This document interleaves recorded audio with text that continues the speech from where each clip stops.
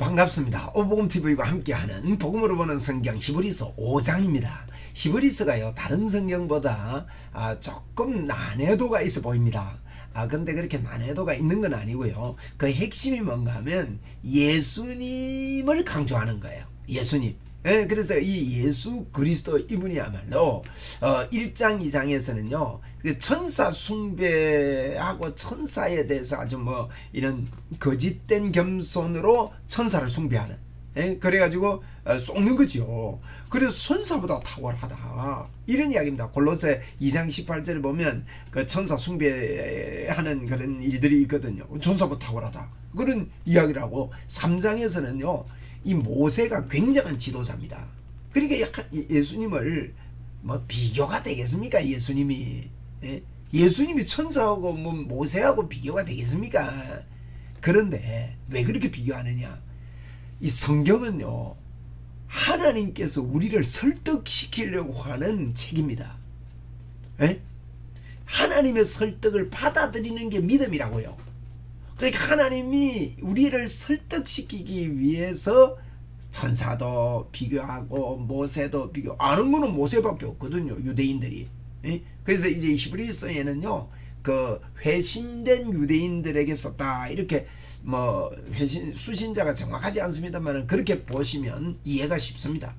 회심된 유대인들, 정통 유대인들이 있었고 디아스포라 유대인들이 있었고 회심한 유대인들이 있었는데, 이 회심한 유대인들은 이 세 가지 어려움이 있었습니다. 로마의 압박이 있었어요. 브리스길라와 아굴라가 본도 로마에서 고린도로 쫓겨났지 않습니까? 그 왜 그런가 하면 예수 믿는다고 쫓겨난 거거든요. 그래서 이 로마는요 사회에 무리를 일으키는 사람을 수용하지 않습니다. 가이사가 주님입니다 이래야 되는데 예수 믿는 사람이 그걸 받아들일 수가 없으니까 사회의 무리가 된단 말이에요. 그러게 로마의 압제가 있었고, 그 다음에 그러다 보니까요 경제적인 손실이 큽니다. 경제적인 어려움이 있었습니다. 세 번째는요 신학의 부재, 예수 그리스도에 대한 확신이 부족해 가지고 어떤 현상이느냐, 도로 돌아갈까, 유대교로 도로 돌아갈까, 이런 사람들. 그러니까 고난을 받는 사람이 있는가 하면 헷갈리는 사람이 있고 끝까지 지키는 사람이 있었다는 거예요. 그리고 예수님이 왜 빨리 안 오시냐 하는 재림 문제, 이런 신학적인 논란들이 그들 속에 있었습니다. 그래서 그들에게 예수님이 누구신가를 정확하게 이야기하는 아주 복음적이라고 할 수 있죠. 그래서 천사보다, 이게 1장 2장입니다. 그 다음에 3장은 모세보다, 그 다음에 4장은요 믿음으로 안식에 들어가게 된다, 순종함으로 안식에 들어가게 된다, 그 이야기라고. 5장은 우리 예수님을 5장 6장 7장, 제가 그 밑에 파란 데에 왼쪽에 오복음TV 거기 글이 너무 짧지요. 이게 양이 많으니까 짧게 됐는데 컴퓨터 같은데 화면 크게 보시면 다 보입니다. 그걸 볼 기회 있으면 그렇게 보시고, 거기 보면 이제 5장부터 7장까지 가요. 대제사장에 대해서 이야기합니다. 그래서 5장에도 멜기세덱이 나옵니다만 오늘 멜기세덱은 다루지 않겠습니다. 7장에서 다룰게요. 그래서 5장은 대제사장, 6장은 권면합니다. 5장 마지막부터 권면 5가지. 그 다음에 멜기세덱에 대해서도요 참 의미가 있습니다. 자, 5장 1절인데요 5장은 뭐냐, 대제사장입니다. 6장 7장까지 대제사장마다 보세요. 대제사장, 구약의 대제사장은요 사람 가운데 택한 자입니다. 택했다는 거예요. 택했다, 여기 중요합니다.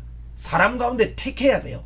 택함 받지 못하면 대제사장이 안 됩니다. 그런데 하나님께 속한 일에 사람을 위하여 예물과 속죄하는 제사를 드리게 하나니, 대제사장은요 사람을 위해서 대제사장이 택해져요.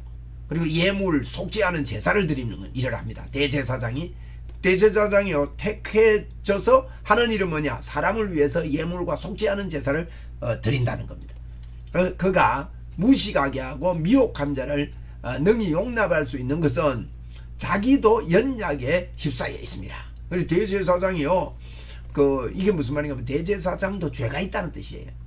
그래서 연약한 자, 미혹된 자를 용납할 수 있는 것은요 자기도 죄에 쌓여 있는 연약한 자라는 거예요. 대제사장이요 대제사장이 사람하고 똑같잖아요. 그러니까 자기도 연약하다는 겁니다. 그러므로 백성을 위하여 속죄제를 드림과 같이 또 자신을 위하여 드리는 것이 마땅하다는 겁니다. 그리고 이제 지금 무슨 설명하는가 하면요, 구약의 대제사장은요 이제 그 제사를 두 번 드립니다. 자기를 위해서 드리고 제사 드리는 상대방을 위해서 드리고, 그러니까 속죄제를 자기를 위해서 또한 자신을 위해서 드리는 것이 마땅하다는 거예요. 속죄를 백성을 위해서 드리고 백성을 위하여 속죄제를 드림과 같이 또 자신을 위하여도 드리는 것이 마땅하다는 거예요. 왜? 대제사장이 자기가 죄가 있기 때문에 자기도 의롭게 되고 나서 하나님께 대제사장으로 가야 된다는 거예요. 이해되죠? 두 번 제사 드립니다.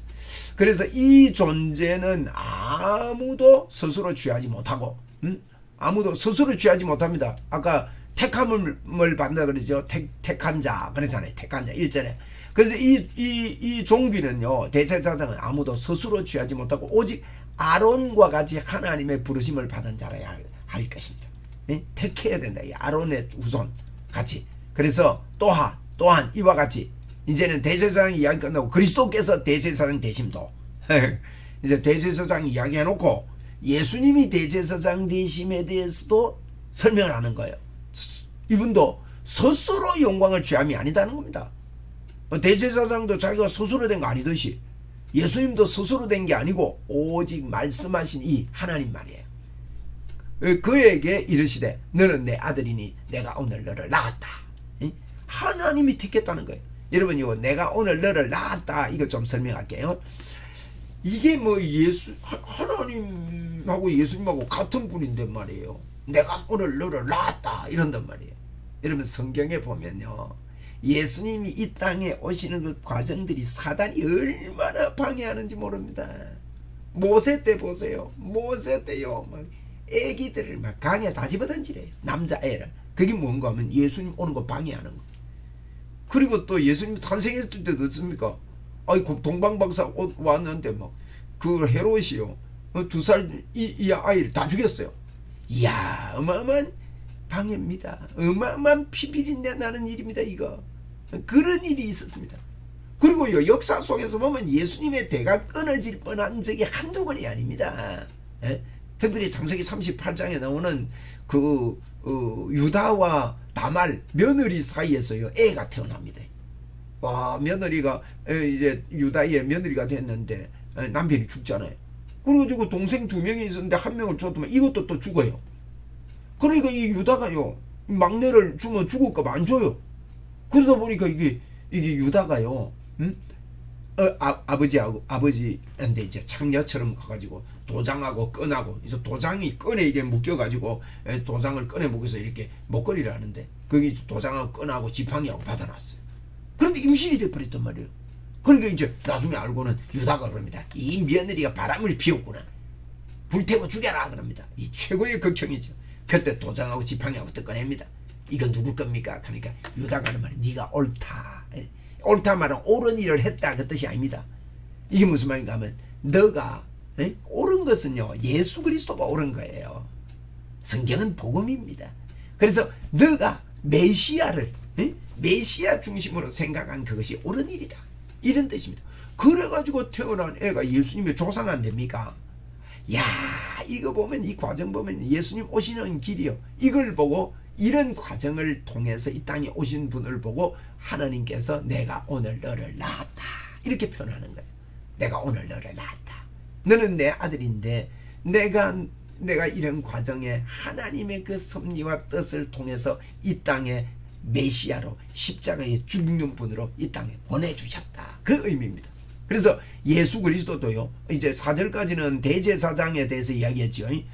이 스스로 되지 않고 택함을 받았고 또 예물과 속죄하는 제사를 사람을 위해서 한다는 거랬죠. 그리고 이제 그는 두 번 제사 드려야 된다 했습니다. 그렇게 마땅히 자기를 위해서도 제사하고 백성을 위해서도 제사하고, 제사할 때 두 번 해야 됩니다. 대제사. 근데 예수님은 이 종기는 아무도 스스로 취하지 못한다 그랬어요. 아론과 후손만이 된다. 하나님 택해야 된다. 근데 예수님도 이와 같이, 그래서 이와 같이 5절에 예수님도 대제사장이심이 스스로 된 것이 아니고 오직 하나님의 말씀이신 그가 이르시되 오늘 내가 너를 낳았다. 하나님이 택해서 이 땅에 그 많은 역사의 방해, 사단의 방해를 뚫고 내가 오늘 너를 낳았다는 거예요. 그 말입니다. 이 굉장한 말입니다. 내가 오늘 너를 낳았다. 그리고 6절입니다. 또한 이와 같이 다른 데서 말씀하시되 네가 영원히 뭐라고요? 멜기세덱의 반차를 따르는 제사장이라 하였으니, 요 멜기세덱에 대해서는 7장에 제가 설명하기로 마음먹습니다. 조금 설명이 필요합니다. 그냥 여기서는 넘어갑시다. 멜기세덱 반차를 따르는 제사장이라 했다는 거예요. 예수님을 너는 그의 육체에 계실 때에 자기를 죽음으로 능히 구원하실 이에게 심한 통곡과 눈물로 간구와 소원을 올렸고 그의 경건하심으로 말미암아 들으심을 얻었느니라. 그가 육체에 있을 때에요, 이제 하나님 앞에 간구하면서 하나님 주의 뜻대로 하시옵소서 이러면서 예수님이 그가 아들이시면서도 받으신 고난으로 순종을 배워서, 이러면 순종이 안식에 들어가는 길이죠. 고난으로 순종을 배웠습니다. 십자가입니다. 배워가지고 온전하게 되셨선저, 순종하면요 안식에 들어가게 되죠.